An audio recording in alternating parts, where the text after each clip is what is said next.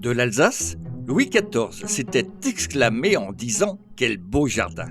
Mais que sait-on véritablement de cette région discrète dans l'âme et timide par-dessus tout?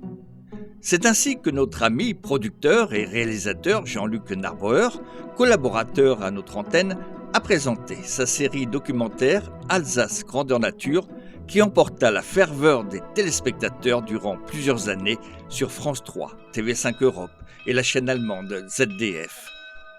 Alsace Grandeur Nature est une invitation au voyage au cœur d'une entité qui réserve d'innombrables surprises à celui qui veut bien prendre les chemins de traverse et dont la région actuelle Grand Est est voisine de la nôtre.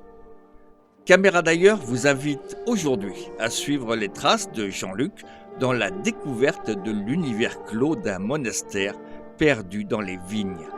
Balade au pays de Hanzi où, dessiné mort, rien n'est comme ailleurs.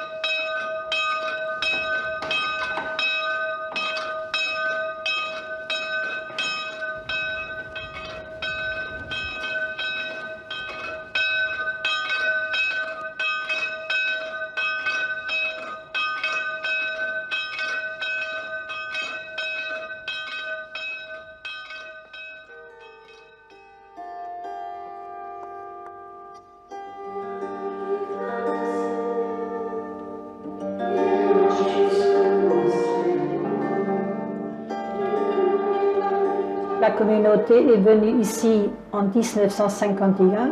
Ce sont les pères capucins qui ont cédé leur couvent, qui était leur noviciat et qui a été détruit pendant la guerre. Au départ, ils étaient 27. Puis d'autres jeunes sont venus d'Alsace et de la Lorraine. Et actuellement, la communauté donc compte encore 14 sœurs, vu que durant des années, il n'y avait pas de rentrée. Alors la dernière qui est rentrée chez vous, elle est rentrée, je crois, il y a 25 ans. Ça fait 25 ans, oui. Mais malgré tout, on espère toujours. Mais ça ne dépend pas uniquement de nous, c'est une affaire du Seigneur. Alors, on met notre confiance en Dieu.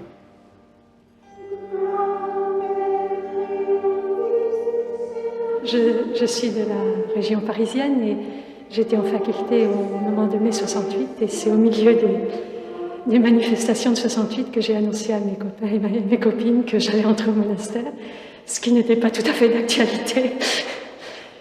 Mais pour certains, ça a été une surprise. Pour d'autres, ils avaient bien pressenti qu'il y avait en moi un appel autre. Et en même temps, ils m'avaient senti très proche d'eux et j'ai gardé des liens avec eux. Et vous étudiez quoi? Je peux vous poser la question. Les mathématiques. Vous étudiez les mathématiques et vous êtes venu ici à Oberhof, à Sigolsheim, pour vous retirer quelque peu du monde et vous consacrer... C'est-à-dire que j'ai plus perçu un appel à...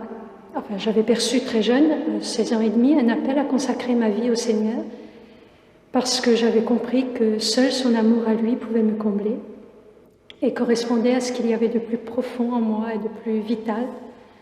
Alors je ne l'ai pas réalisé tout de suite, d'abord parce que j'étais trop jeune et surtout parce que je ne savais pas comment.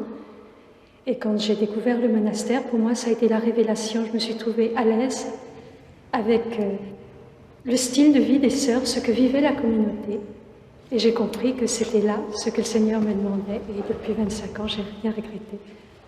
La communauté, comme toutes les clarisses, suivent donc la première règle de Sainte Claire avec des constitutions, mais nous faisons donc vœu de pauvreté, de chasteté et d'obéissance. et nous vivons en clôture selon les constitutions, mais cela n'est pas à vœu directement parlant. Ça veut dire que votre monastère n'est pas ouvert?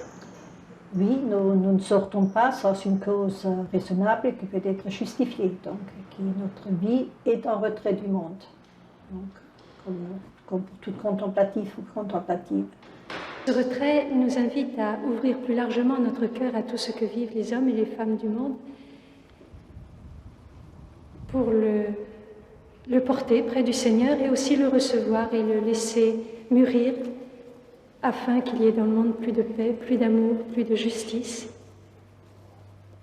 C'est tout le sens de notre vie de prière et de notre vie retirée. Ce n'est pas un refermement, un enfermement, c'est au contraire une sorte de concentration intérieure et surtout intériorisée.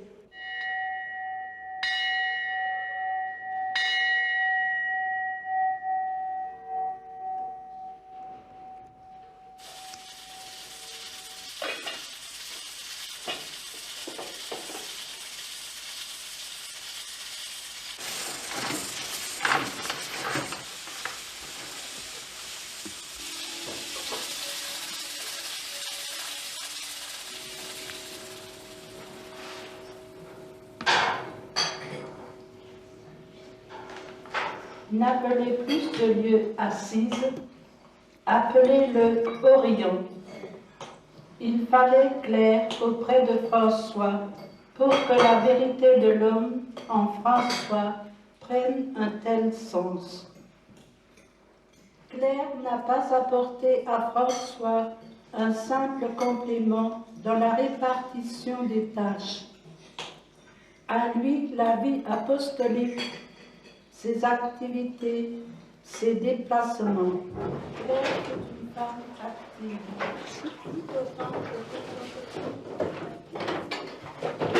Et étant donné que notre vie est toute une vie de prière, on a des temps forts où on est à la chapelle, on vit, et d'autres moments où on l'exprime, tout ce qu'on a vécu. Alors je l'exprime un peu à travers tout ça, tout ce que j'ai reçu.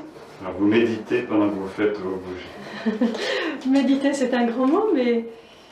À quoi pense sœur Marie-Catherine pendant qu'elle fait ses bougies? À l'amour du Seigneur et à tout ce que le travail peut exprimer pour l'être humain. Parce que je le vis beaucoup en communion avec tous ceux qui travaillent, tous ceux qui aiment leur travail, comme j'aime le mien, ceux aussi qui subissent un travail qu'ils n'aiment pas, ceux qui cherchent du travail, et leur souffrance de ne pas trouver quelque chose dans lequel ils puissent s'exprimer.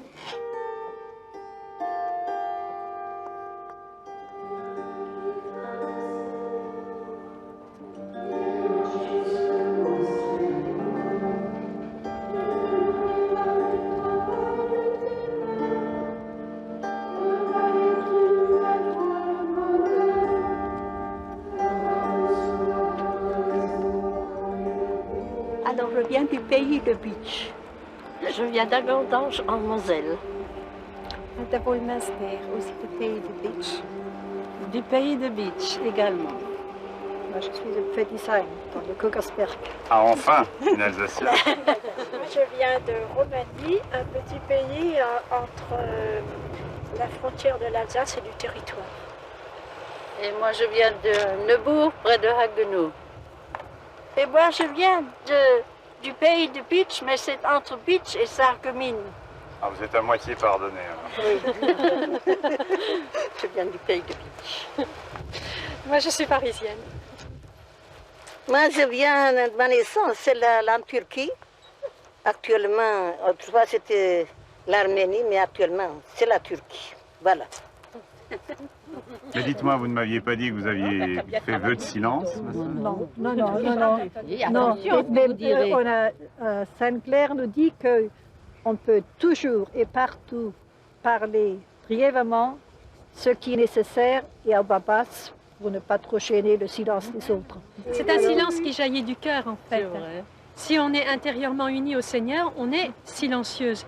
Mais ça n'empêchera pas de dire un petit mot d'amitié à une sœur qu'on rencontre si elle en a besoin. Non, elle est C'est là où les cueils seulement Là-bas, il est plus beau. Un poirier encore parfait. Mais ceux-là, ils sont durs. Mais dites-moi, ça ne doit pas toujours être facile de vivre ensemble comme ça entre femmes, la vie en communauté. Ah ben, c'est comme dans Personne n'a toute demandé que société. ce soit facile. Il y a des différences et des divergences. Et vous n'avez jamais de dispute entre vous? De temps en temps, De temps en temps, il faut mettre les choses au point. Alors, quelles sont les choses qui irritent le plus? Des fois, les petites bricoles. Et je trouve que des fois, quand vous êtes nouveau, une fois bien mis au point les choses, je ne veux pas dire rattrapé, après c'est de nouveau plus calme. C'est comme là, comment on appelle ça, après la tempête, il y a de nouveau le calme. Ça fait mauvais effet, ça. Avec tous les vœux que vous avez faits, est-ce qu'on boit du vin dans votre communauté? oui. Est-ce qu'il y en a une qui aime ça?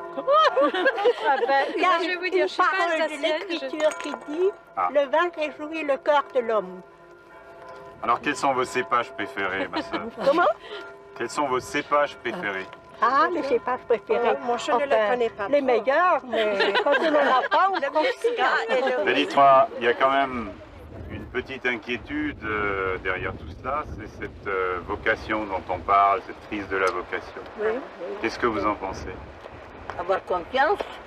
Je pense que la crise de la vocation dans l'histoire de l'Église, elle se répète, je dirais périodiquement, mais personnellement, je pense que les sœurs aussi, on sait qu'un beau jour ça reviendra, on ne sait pas ni quand ni comment, Ni sous quelle forme. ni sous quelle forme, mais Ni quand. c'est sûr que du moment que la foi se réveille de nouveau dans le cœur des hommes, le reste vivra.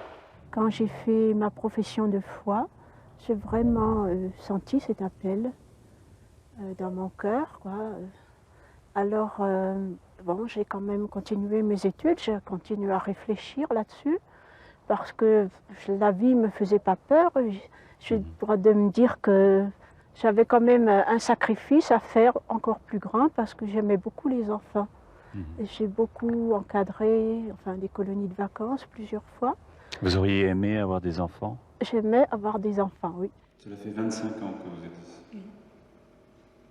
Et à aucun moment, au moment où vous fermiez cette porte, vous n'avez eu de doute sur votre choix? Des doutes, pas vraiment. Mais dire que tout a été facile, ce serait le contraire de la vérité. Parce que, comme toute femme, j'ai eu les périodes d'évolution, de maturité aussi. J'étais quand même relativement jeune quand je suis entrée, donc il y a toute la maturité affective, spirituelle à mettre en place au fil des années. Donc ça comporte des crises, ça comporte des hésitations, mais je crois que l'amour du Seigneur était tellement fort en moi et en fait correspondait à ce qui est de plus profond en moi et que c'est toujours ça qui me remettait en piste. C'est lui qui S'il n'y avait pas lui, je ne serais pas ici. Notre Père, qui es aux cieux, que ton nom soit sanctifié, que ton règne vienne, que ta volonté soit faite sur la terre comme au ciel. Donne-nous aujourd'hui notre pain de ce jour. Pardonne-nous nos offenses, comme nous pardonnons aussi à ceux qui nous ont offensés.